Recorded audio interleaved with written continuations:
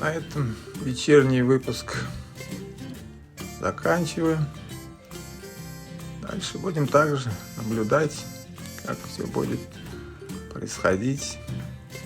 Будем ждать уже, когда театр переедет в новое здание. Всем спасибо за просмотр.